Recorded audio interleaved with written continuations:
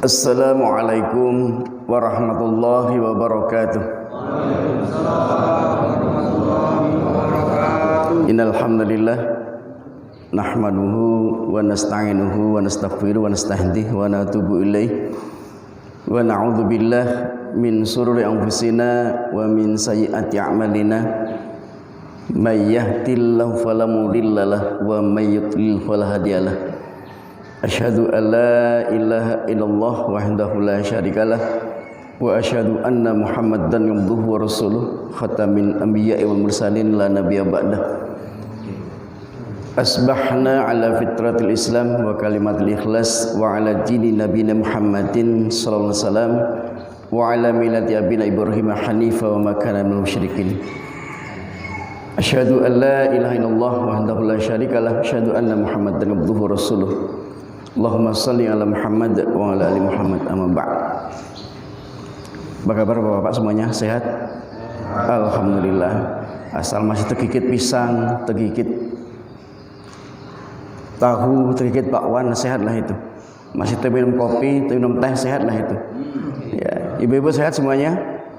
Alhamdulillah. Ya, bersyukur kita pada pagi hari ini kita bisa berkumpul kembali di Masjid Al-Mubarakah, ya, masjid yang penuh dengan berkah. Amin. Ya, terpancar dari wajah bapak-bapak, ibu-ibu sekalian memang wajah yang penuh dengan berkah.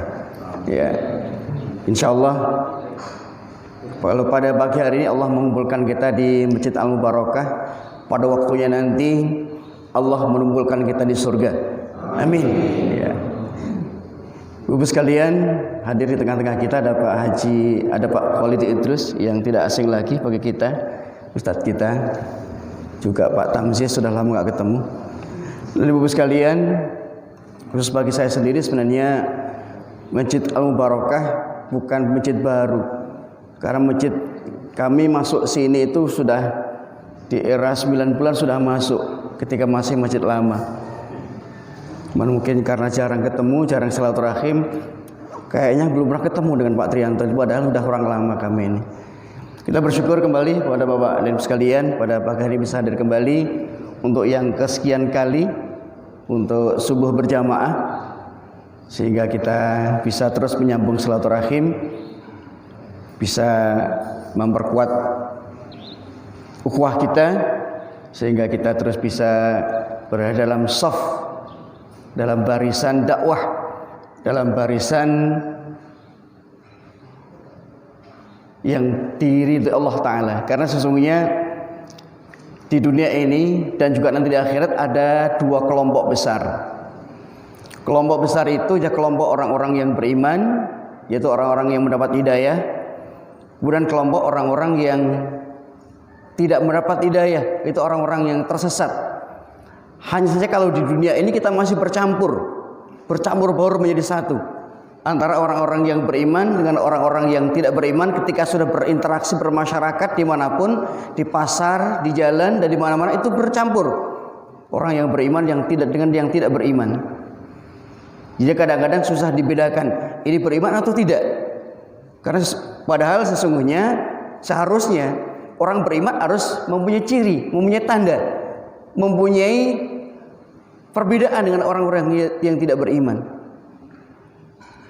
Seharusnya seperti itu, tetapi untuk sekarang memang ya paling dari sisi pakaian itu bagi ibu-ibu, bapak-bapak, bagi ibu-ibu sudah bisa berbeda. Tetapi kadang dari sisi perilaku itu masih kurang bisa dibedakan. Nah, untuk itu kepada kita sekalian jemaah yang dirahmati Allah, sebagai orang yang beriman mari kita tunjukkan identitas keimanan kita. Kita tunjukkan bahwa kita ini orang-orang yang beriman, yang tidak sama dengan orang-orang yang tidak beriman. Sebagaimana Allah juga sebutkan dalam surat As-Sajdah, afaman kana mu'minan kaman kana fasiqan.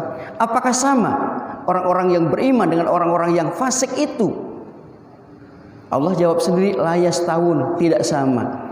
Jadi orang-orang yang beriman dengan orang-orang yang tidak beriman, dengan apapun namanya, kafir, munafik, fasik dan sebagainya, itu adalah tidak sama. Nah, karena kita sudah memilih menjadi orang-orang yang beriman, maka kita tunjukkan jati diri kita sebagai orang-orang yang beriman dimanapun, di jalan, bahwa kita orang yang beriman. Bagaimana orang beriman itu? Di pasar, bagaimana kita orang beriman? Bagaimana kita di pasar sebagai orang-orang yang beriman? Di kantor, bagaimana kita tunjukkan bahwa kita orang-orang yang beriman dan seterusnya. Kita karena masih belum bisa, masih menyatu. Nah, sementara Bapak Ibu dan jemaah sekalian, nanti di akhirat itu tidak bercampur baur lagi. Ada fase pemisahan. Fase pemisahan orang-orang yang beriman dengan orang-orang yang tidak beriman. Ada fasenya. Jelas betul. Ini kelompok orang-orang yang beriman, ini kelompok orang-orang yang tidak beriman. Maka kita bersyukur pada pagi hari ini kita bisa ada di sini. Mudah-mudahan ini merupakan anugerah dari Allah sehingga kita nanti akan dikumpulkan bersama dengan orang-orang yang beriman, orang-orang yang soleh, para tabi'in dan seterusnya, dan orang-orang yang lebih dulu kita. Amin ya rabbal alamin. Bapak sekalian yang dirahmati Allah, sebenarnya berat untuk menyampaikan di hadapan Bapak Ibu sekalian, apalagi ada Ustadz Hifah di sini. Nanti kita minta untuk bisa melanjutkan karena beliau ya istilahnya Ustadz Samlan Junior. Ya, beliau tadi sudah ngimam, subhanallah. Kalau beliau yang ngimam itu walaupun 1 juz itu masih tahan itu. Ya. 1 juz tahan. Pak Kholidi 2 juz masih tahan kita jadi makmumnya. Ya, subhanallah suaranya. Ya karena memang ada sentuhan-sentuhan. Jadi berbeda sekali karena ketika dibacakan Al-Qur'an dan kita menikmatinya itu rasanya salat itu terasa khusyuk, asik, nikmat betul. Karena ada rohnya. Silakan Bapak sekalian.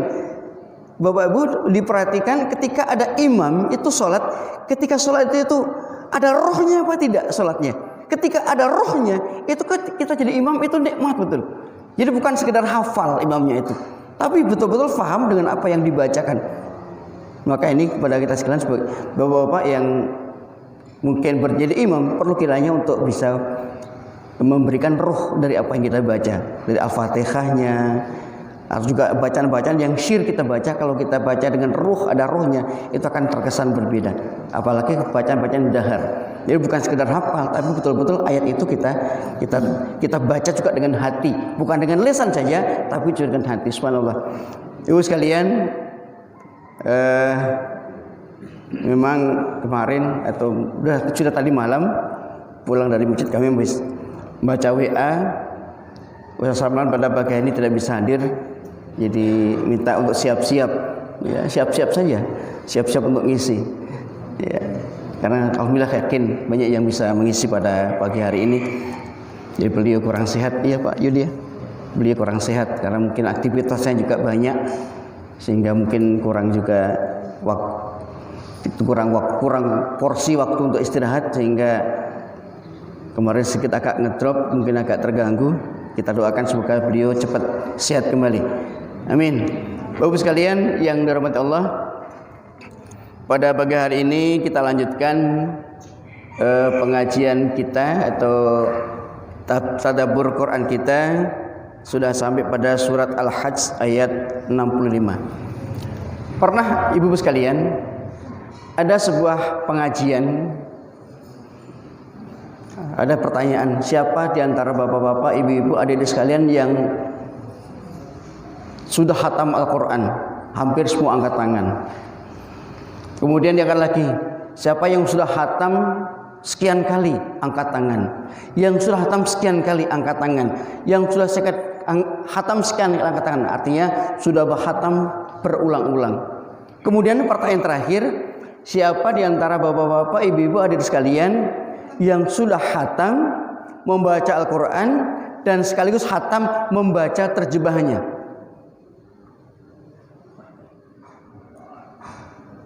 Membaca Al-Quran kemudian juga membaca terjemahnya, sekedar membaca saja, belum sampai kepada tahap fahmil,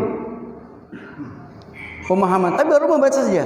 Ternyata dari sekian jamaah itu hanya beberapa orang. Kalau ditanya surah khatam, hampir semua angkat tangan. Sekian kali angkat tangan, sekian kali angkat tangan, sekian kali angkat tangan, sekian kali. Nah, pertanyaan terakhir, siapa di antara bapak-bapak, ibu jamaah sekalian yang sudah membaca Al-Quran khatam dan sekaligus dibaca artinya? Dari sekian ratus jamaah hanya 2 atau 3 yang angkat tangan. Bukan, nah ini penting sekali. Walaupun kita mungkin belum bisa secara mendalam memahami, minimal kita baca berulang-ulang terjemahannya, maka yakinlah nanti secara otomatis akan muncul, oh ini kira-kira ini yang tertera dalam ayat ini, maksudnya ini. Ibarat ayat Quran itu ibarat mutiara. Mutiara itu kalau digosok sekali mungkin belum mengkilat, digosok 2 kali belum mengkilat, digosok 3 kali belum. Nah, kalau digosok berulang-ulang akan bercahaya. Itulah kira-kira Al-Quran. Dibaca sekali, 2 kali, 3 kali, 4 kali terjemahnya, baru membaca yang sekian kali, oh ternyata kita temukan mana ayat itu seperti ini. Maka inilah Bapak sekalian, jamaah subuh, ya, gerakan subuh berjamaah ini salah satunya adalah membaca Al-Quran, dibaca terjemahannya, kemudian semaksimal pun kita ambil beberapa pelajaran dari ayat-ayat yang dibaca tadi. Dan ini nanti tugas Ustaz Khifah yang untuk mentadaburinya. Kami mukadimah saja kami nanti. Ya, ya. Bapak sekalian. Nah, di ayat 65 kita tangkap, di ayat 65 ini kita tangkap isyarat bahwa Allah menunjukkan sifatnya, maha rahmannya kepada kita. Jadi Allah menunjukkan sifat maha rahmannya kepada kita. Itu di ayat 65. Alam tara anallaha sakhkhara lakum. Tidakkah kalian memperhatikan bahwasanya Allah telah menundukkan untuk kamu? Nih Bapak sekalian, Allah telah menundukkan untuk kita semuanya, apapun yang ada di muka bumi ini, semuanya ditundukkan oleh Allah untuk manusia. Bapak-bapak sekalian, bagi kita ular kobra itu menakutkan, mengerikan.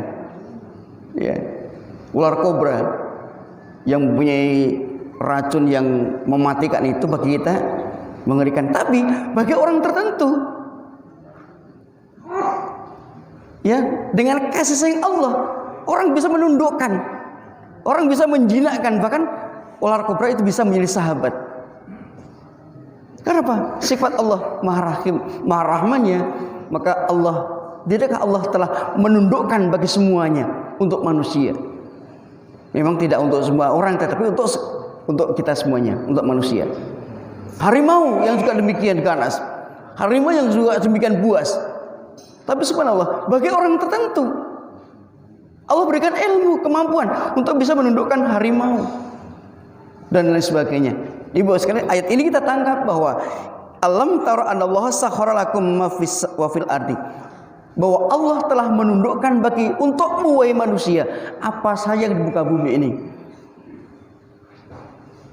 Allah mencontohkan di sini wal fulka tajri fi bahr, kapal yang berlayar di lautan, itu juga semata-mata atas Allah yang menghendakinya. Kapal besar. Kenapa kok kapal? Ternyata kapal ini merupakan kendaraan, alat angkut yang memang sudah sangat tua sekali. Nabi Nuh sudah ada kapal. Jadi kapal ini bukan alat transportasi zaman sekarang saja. Bahkan dalam sistem perkapalan, subhanallah. Silakan bapak-bapak ibu sekalian atau adik-adik, mungkin sekali dibuka sistem kinerja dalam perkapalan itu seperti apa. Ya, lebih kompleks. Jadi sistem kinerja dalam perkapalan itu lebih kompleks, luar biasa. Kalau pesawat tidak sekompleks dengan di kapal, lebih kompleks, lebih banyak orang-orang yang terlibat dalam kapal. Allahu alam.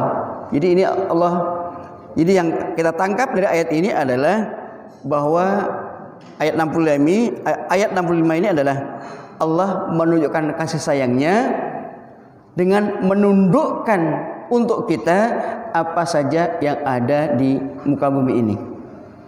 Contohnya tadi kami sebutkan, karena padahal lebih dari itu, subhanallah. Ya, angin sudah ditundukkan, matahari sudah dikendalikan dan sebagainya.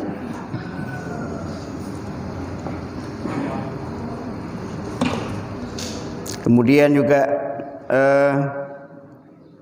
menahan benda-benda langit yang di luar angkasa. Ada planet yang jumlahnya jutaan.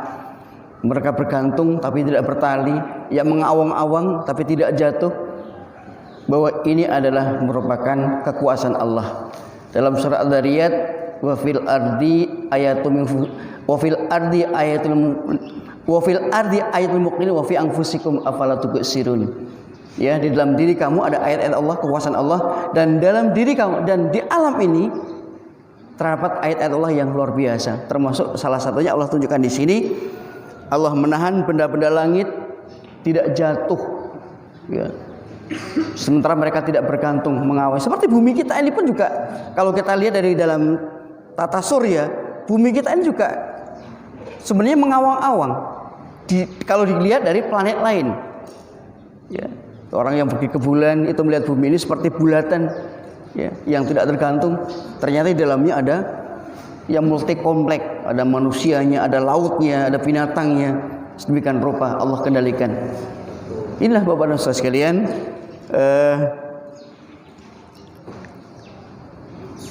maka di ayat yang di ujung ayat Allah mengatakan innallaha bin-nasi la'raufur rahim. Jadi Allah Maha lembut dan Allah Maha penyayang. Jadi salah satu sifat Allah dalam ayat ini adalah ditundukkannya alam, ditundukkannya apapun yang ada di bumi untuk manusia. Kemudian yang kedua, di ayat 66-nya Allah mengingatkan kembali tentang perjalanan hidup kita. Wa huwallazi ahyakum, dan Allah lah yang telah menghidupkan kamu. Ibu-ibu Bapak sekalian, sadar atau tidak sadar, sebenarnya beberapa jam sebelum ini itu kita dalam keadaan mati. Apakah mulai jam 10, jam 11 atau jam 12 kita nggak tahu. Sampai tadi jam 3 atau jam 4 atau jam setengah 5 atau jam 2, itu sebenarnya kita itu mati. Ya. Sekarang masih banyak yang belum terbangun, bukan mati. Ya. Tapi sama dengan orang mati hukumnya, ya karena nggak bisa apa-apa. Ya. Ya. Nah, Bapak sekalian, diaturkan semua yumit hidup dan dimatikan kembali. Maka doa kita setelah bangun tidur, ya, sebuah pujian. Alhamdulilladzi ahyana ba'da ma amatana. Kita memuji Allah karena telah dihidupkan setelah mati kita. Kita sadar, kita dibimbing oleh Nabi kita Nabi Muhammad bahwa kita dibangunkan setelah kematian kita supaya kita bersyukur. Inilah kehidupan kita seperti itu. Ya, hidup mati, hidup mati, hidup mati. Hidup mati, hidup. Kita sekarang masih hidup, mati, hidup. Ya, nanti mati, hidup. Tapi nanti ada waktunya, ada hidup, mati, udah nggak bangun-bangun lagi. Nah, kalau udah nggak bangun-bangun lagi sudah selesai, tamat riwayat di dunia ini. Nah, Bapak sekalian, hanya saja Allah mengingatkan kita, Allah nyindir kita. Sudah terjadi proses yang berulang-ulang, mati hidup, tetapi banyak manusia nggak sadar, banyak manusia yang kufur atas nikmat Allah itu. Ya. Banyak yang nggak sadar, banyak yang tidak bisa mengenali nikmat Allah, bahwa kehidupan adalah sebuah kenikmatan.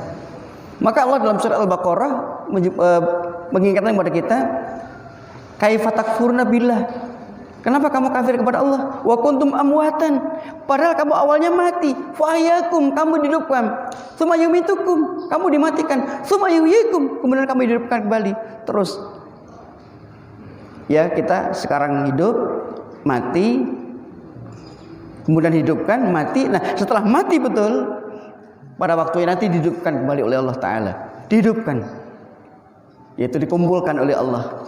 Maka itulah nanti kami sebutkan di awal tadi, bahwa dikumpulkan nanti orang yang beriman disatukan dengan orang-orang yang beriman. Orang-orang yang tidak beriman dikelompokkan dengan orang-orang yang tidak beriman. Maka waktu itu nanti betul-betul ada furqan, ada garis pembeda yang memisahkan. Jadi orang-orang yang tidak beriman nggak bisa bergabung dengan orang-orang yang beriman. Karena orang yang beriman mereka mendapatkan syafaat dari Rasulullah, mereka nyaman, nikmat. Sementara orang-orang yang tidak beriman mereka, kalau bahasa kita belingesatan, ya. Bahasa kita mungkin ya dalam kondisi yang mengerikan. Orang-orang yang beriman nyaman, ya damai, sejuk. Maka bersyukur kita, ya kita bisa hadir dengan subuh, ya. Kita bisa bersama-sama. Maka nanti kita saling menyapa, mengingatkan, seterusnya. Kita lanjutkan di ayat 67 bahwa Allah telah mengutus para rasul dan para nabi, dan para rasul itu membawa syariat, membawa syariatnya masing-masing. Tentunya syariat antara rasul yang satu dengan rasul yang lain itu tidak sama,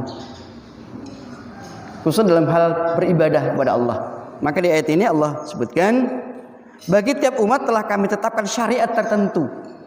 Syariat Nabi Musa berbeda dengan syariat Nabi Muhammad. Syariat Nabi Isa berbeda dengan syariat Nabi Musa dan seterusnya. Jadi masing-masing nabi, masing-masing rasul yang diutus oleh Allah itu membawa syariat, membawa cara ibadah yang berbeda. Konon Bapak sekalian,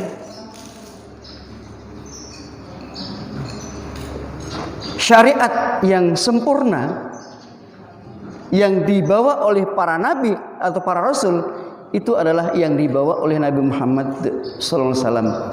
Dari hal yang kehidupan kita sehari-hari sampai tentang kematian dan seterusnya, itu semuanya lengkap ada di dalamnya, diatur oleh Allah lewat syariat yang dibawa oleh Nabi Muhammad SAW. Jadi syariat itu telah maka di sini Allah mengatakan, Allah tetapkan bagi setiap umat telah kami tetapkan syariat tertentu, atau di ayat ini adalah manasiknya, cara-cara ibadahnya. Ya, maka kalau ibu-ibu bapak sekalian yang umrah atau haji ada mengenal dengan kata-kata manasik. Manasik itu tata cara beribadah. Juga di sini tata cara beribadah secara luas. Mansakan di sini, manasikan. Cara-cara beribadah telah Allah tetapkan sesuai dengan kondisi atau sesuai dengan Rasul yang diutus oleh Allah Ta'ala.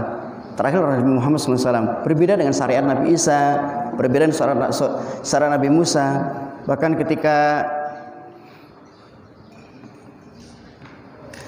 ketika umat Nabi Musa berdosa, itu syariat bertobatnya itu tidak cukup istighfar. Bapak-ibu sekalian, syariat bertobatnya kepada Allah ketika dia berdosa itu tidak cukup hanya istighfar, tapi harus bunuh diri, harus mati.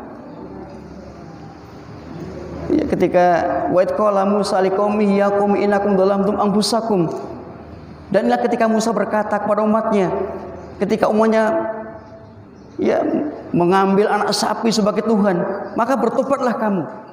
Faqatulu anfusakum, bentuk pertobatannya bunuh diri kamu sendiri. Bentuk pertobatannya, bentuk dari untuk bisa mendapatkan ampunan dari Allah itu harus bunuh diri. Silakan nanti dibaca tafsir-tafsir yang banyak, itu bisa tafsir Al-Azhar, ya, bisa tafsir Ibnu Katsir dan sebagainya. Bagaimana konteks bunuh diri ketika mereka bertobat itu. Kalau kita berdosa, sekarang berbeda, tidak harus bunuh diri. Kita cukup beristighfar kepada Allah dan bertobat. Bertobat kalau tidak menyesali, tidak akan mengulang perbuatan itu, maka Allah berkenan untuk mengampuninya. Kalau dulu baru akan diampuni ketika mereka sudah melakukan itu. Karena apa? Syariat yang ditetapkan pada waktu seperti itu. Kalau sekarang, alhamdulillah, ya, kita bersyukur kepada Allah. Syariat yang Allah berikan kepada kita lewat Nabi Muhammad itu adalah syariat seperti ini. Jadi kita tidak seperti yang diberikan kepada Nabi Musa alaihissalam. Jadi artinya di antara syariat yang satu dengan syariat yang lain itu tidak perlu diperdebatkan. Itulah syariat Nabi Isa, silakan. Ya, syariat Nabi Musa seperti itu. Syariat Nabi Musa, syariat Nabi Muhammad inilah. Jadi tidak perlu. Jadi maka di sini Allah mengatakan, dan jika mereka membantah engkau, katakanlah Allah lebih tahu. Jadi tidak perlu kita berdebatkan. Ya. Artinya kita Bapak sekalian, apa yang kita terima dari Nabi, mari kita kerjakan semaksimal mungkin, ya. Kita kerjakan semaksimal mungkin. Insya Allah kalau kita bersungguh-sungguh, maka kita pun akan bisa mengerjakan dengan baik. Tapi kalau kita nggak sungguh-sungguh juga nggak bisa.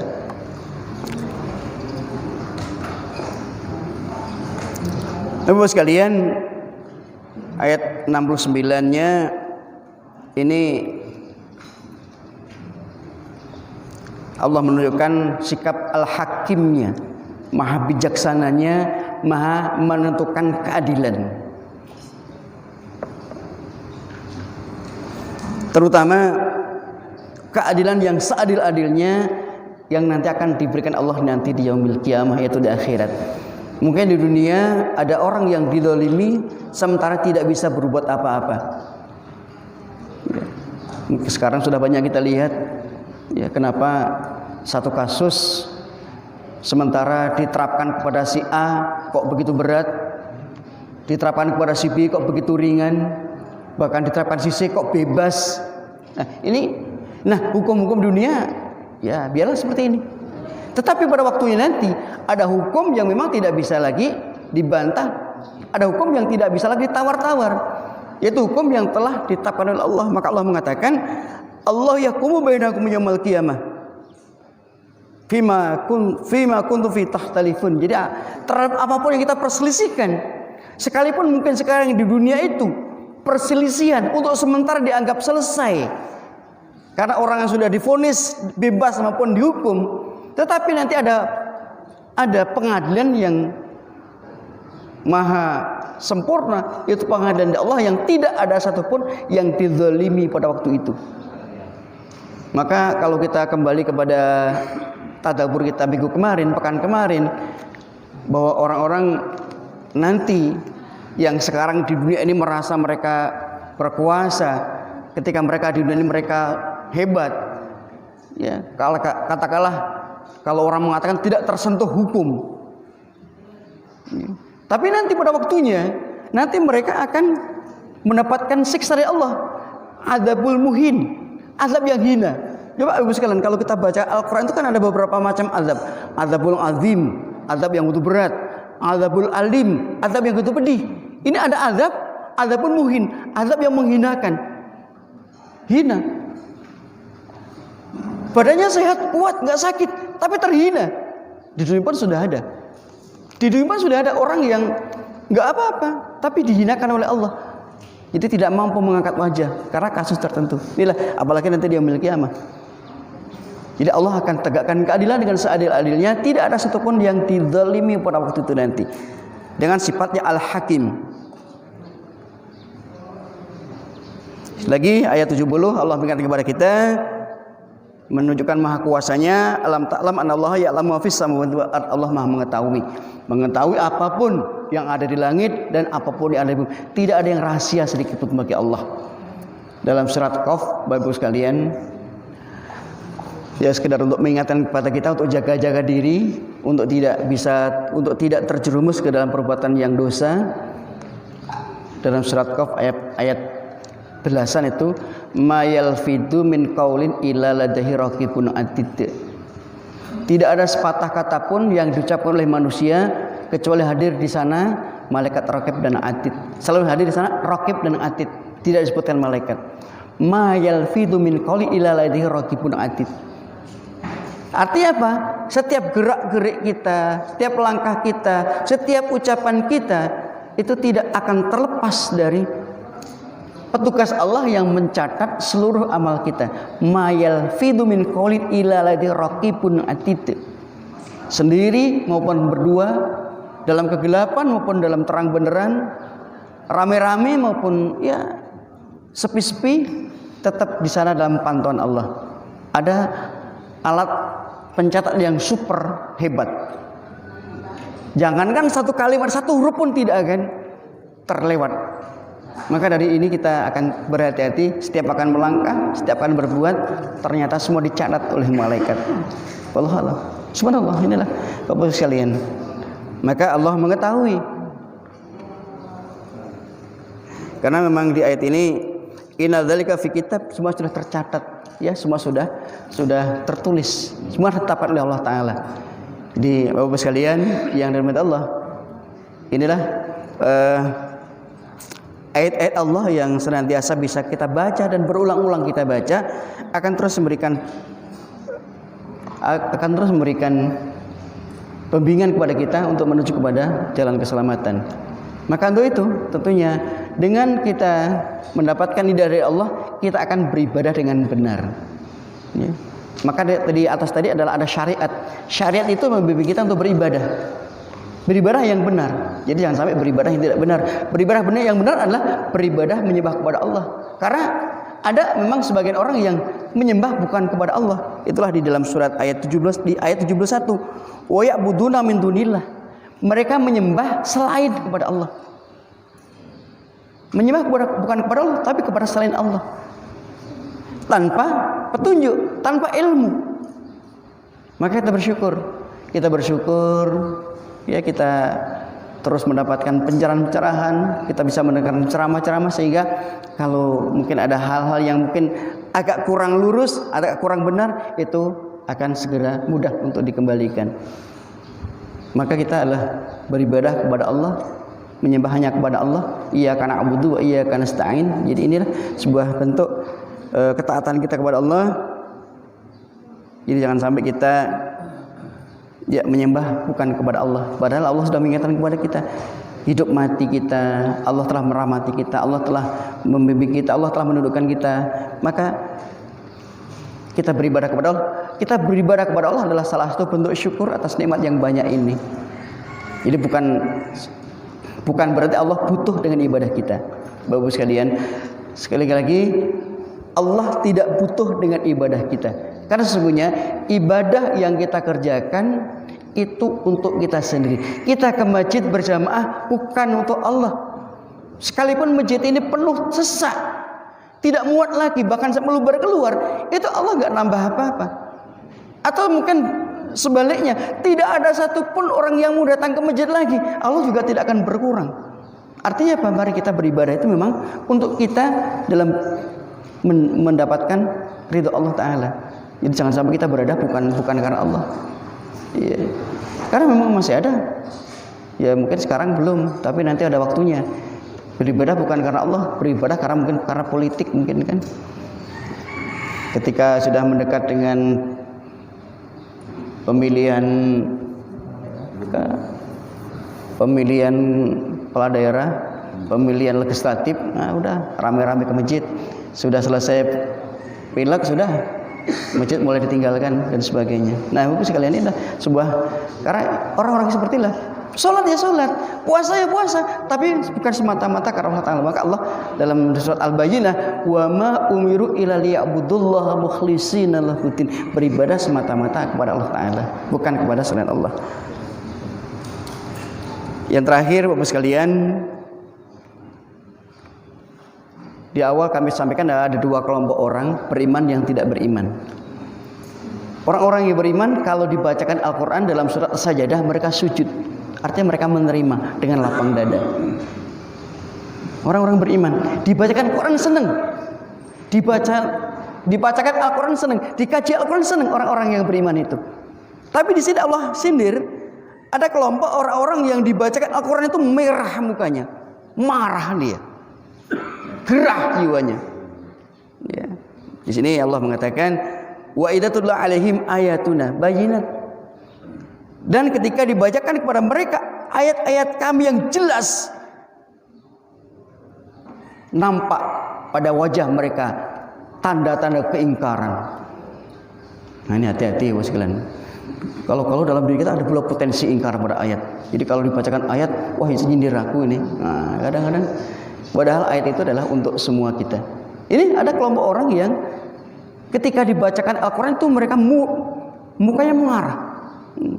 Ini maka Allah mengatakan, dan apabila dibacakan di hadapan mereka ayat-ayat kami yang terang atau yang jelas, engkau lihat mereka keingkaran pada wajah orang-orang kafir itu. Hampir-hampir mereka nyerang. Ya. Kemudian Allah mengatakan, Nabi Muhammad katakan kepada mereka, apakah perlu saya sampaikan kepada kamu sesuatu yang lebih buruk dari ini, itu tentang neraka. Nah, Bapak sekalian, nah inilah bahwa orang-orang yang beriman adalah orang-orang yang senang dengan Al-Quran, senang membaca dan senang mendengarkan dan senang ya dengan Al-Quran ini. Jangan sampai kita bahkan lebih dari itu. Jangan sampai kita bilang orang-orang yang beriman kok a priori dengan Al-Quran ya, atau sesek dari kita Al-Quran. Dalam surat Al-An'am ayat 125 itu kan disebutkan bahwa salah satu tanda-tanda Allah akan memberikan hidayah kepada seseorang itu hatinya lapang. Lapang kepada Islam, lapang kepada Al-Quran. Tapi orang-orang yang sesek dadanya kepada Al-Quran itulah orang-orang yang, kalau dalam Al-Quran Allah mengibaratkan mereka seperti orang yang di ruang angkasa, orang-orang yang nggak ada udara, sempit dadanya. Tapi orang-orang yang beriman dengan Al-Quran, dengan Islam, dengan syariat Islam, itu hatinya lapang, seneng ya. Walaupun belum bisa mengamalkan, seneng dulu. Ini kalau kita sudah benci dulu, sudah nggak senang dulu, sudah a priori dulu, maka susah untuk mendapatkan hidayah Allah Ta'ala. Bapak sekalian yang diminta Allah Ta'ala, ini yang bisa kami tangkap dari ayat-ayat yang tadi kita baca. Mudah-mudahan ada manfaatnya. Masih ada waktu beberapa menit. Mohon kiranya Ustaz Samlan Junior untuk bisa menyempurnakan. Silakan Ustaz Kifah. Assalamualaikum warahmatullahi wabarakatuh.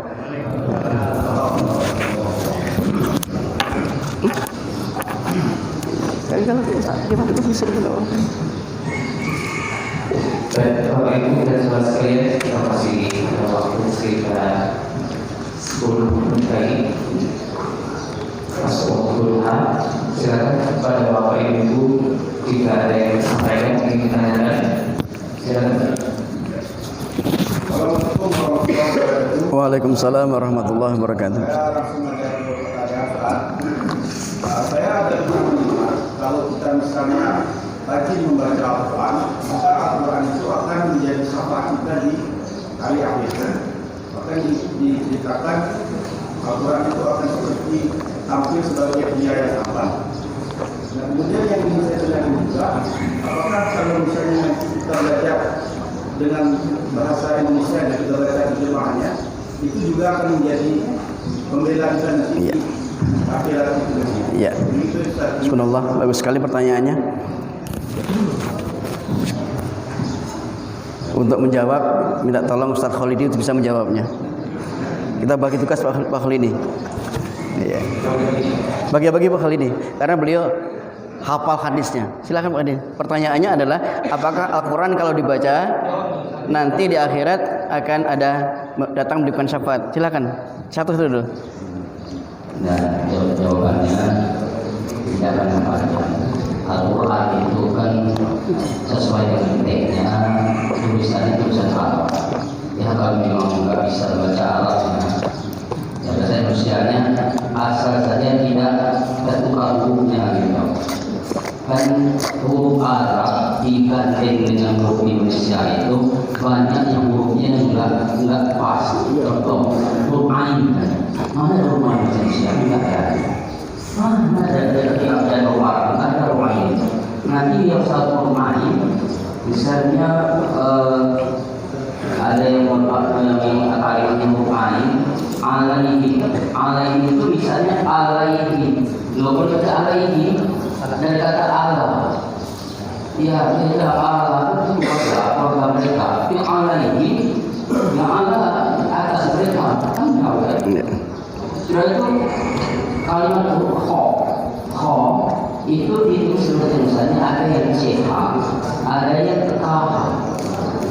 Nah, itu kan juga kalau dibaca kalimat bisa nama saja. Khalidina fiha dibaca khalidina fiha itu tidak kenapa, atau khalidina kan siha. Maka itu yang penting adalah dibaca teksnya secara Arabnya. Dan pada Al-Quran itu ya warattil Qur'ana tartila, baca Al-Quran baca tartil. Apa maksud tartil itu? Tartil itu artinya benar bacaannya, apa namanya, hurufnya, kemudian makna hurufnya, sifat hurufnya, dunun tak dununnya, pendek dan panjangnya. Makanya itu realisan tadi itu tadi. Ya. Kemudian kita masuk juga anginnya, nggak usah nanti pakai angin aja. Masa nggak pakai angin? Huruf Arab itu ada yang wajib mengeluarkan angin. Anginnya dari mulut sampai bawah. Ya. Contoh ya, huruf ta di bawah itu. Kalau dia tidak mengeluarkan angin, ada orang berjalan di belakang, diisi dengan ma'amilat. Coba Amilat. campur itu. Oh, ketika dalam angin, yang beramilat ada angin itu. Amilat. Sedikit saja angin saya keluarkan itu campur. Maka dari itu yang benar saja dari saksi Iya. Iya. Tidak sesempurna yang membaca ayat Al-Quran sesuai dengan ayatnya, Iya. sesuai dengan hukumnya, hukum Arab itu. Ya. Terima kasih Pak Khalil, bagus sekali. Beliau mengahli qiraat. Jadi betul tadi Quran akan datang memberikan syafaat kepada ahlinya. Hadisnya jelas sekali. Ya. Silakan Bapak. Ya. Silakan. Silakan. Ya. Menggunakan waktu tinggal berapa saat ini, artinya di ruang tanya jawab ini kan dipersilakan pada kawan-kawan yang belum ada yang makan. Masya Allah. Sekali. Iya. Kalau disertai makan, telinga itu tutup telinga.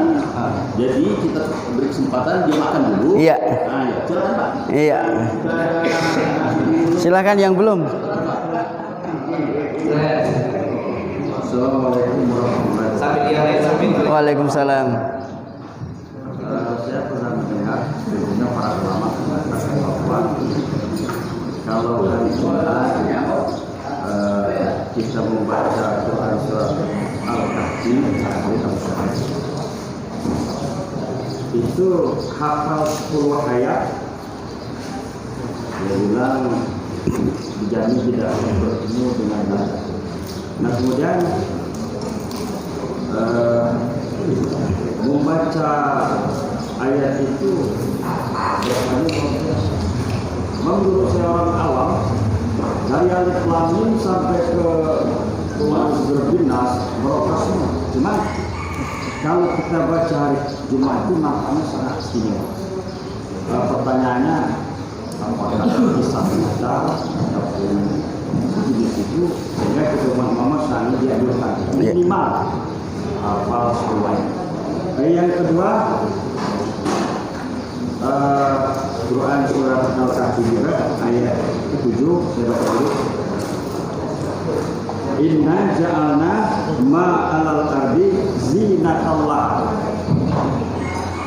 lina beluwahum ayyuhum ahsanu amala. Terjemahannya, sesungguhnya kami telah menjadikan apa-apa yang ada di bumi sebagai perhiasan baginya untuk kami menguji mereka siapa amal yang baik masa hidup di depan. Pertanyaannya begini, berhubung kita ini orang awam, makanya kita tanyakan hal salah kita dapat ingat. Kata-kata kami di sini, maksud kita orang awam, sesungguhnya aku telah menjadikan apa-apa yang di bumi. Nah, maunya kita itu sesungguhnya aku Allah yang menciptakan kita. Nah, kami itu apa tafsirannya? Sekiranya itu dua pertanyaan. Ya. Assalamualaikum warahmatullahi wabarakatuh. Yang bisa menjawab ini Ustaz Kifah. Kita tolong Ustaz Kifah sudah menjelaskan. Iya. Siapa yang jawab? Silakan Pak Kifah. Dan biar. Jelaskan kisahnya. Ayam juga mungkin masuk masjid. Ayam aja pengen masuk masjid. Masa orang tidak mungkin masuk masjid? Iya. Bapak sekalian, ada pertanyaan membaca surat Al-Kahfi di malam Jumat itu memang dianjurkan sesuai dengan hadis, ya. Hadisnya ada, bukan ulama yang ngomong, hadisnya ada, dan bahkan yang beliau sampaikan tadi 10 ayat dihafal itu memang ada. Jadi yang penting bagaimana kita, ya terserah Allah nanti kita baca saja, ya. Nabi mengatakan kita baca nggak perlu kita nggak butuh kita tanyakan lebih jauh, kita baca insya Allah kita akan dapatkan itu. Kemudian untuk tafsir kami tidak bisa, ini sudah dulu sering dijelaskan Samlan dulu kata kami dalam Al-Quran itu. Untuk itu kepada Pak Kifah nih, mohon dengan sangat, makna kami dalam Al-Quran mengganti sebagai kata ganti Allah tuh kok kami yang dipakai, kok bukan aku yang dipakai ini kalau sebagai salah satu sifatnya Allah kan maha lembut, Allah maha santun. Kita lihat ke sana, Allah maha lembut, Allah maha, jadi Allah kami yang ada dalam Al-Quran ini jangan sampai, nahnu dalam Al-Quran ini jangan sampai disamakan kami dalam bahasa Indonesia. Bukan kami dalam bahasa Indonesia kan kami dalam arti jumlah, dalam arti jamak atau banyak, tapi kami dalam Al-Quran adalah kami dalam artian penghalus bahasa, bukan berarti kami artinya banyak, kami sebagai penghalus bahasa. Mungkin itu saja, untuk kami yakin kurang puas bisa ditanyakan nanti kepada Ustaz Samlan yang betul-betul beliau menguasai dalam hal ini. Ini karena ini sudah berulang-ulang dibaca, berulang-ulang disampaikan kepada kita. Bapak sekalian yang dirahmati Allah, cukup ini ya.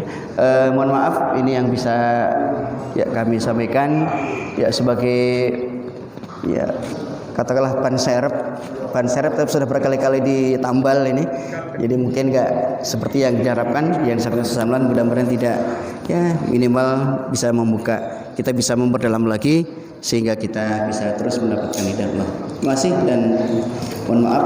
Subhanakallahumma wa bihamdika asyhadu an la ilaha illa anta astaghfiruka wa atubu ilaik. Assalamualaikum warahmatullahi wabarakatuh.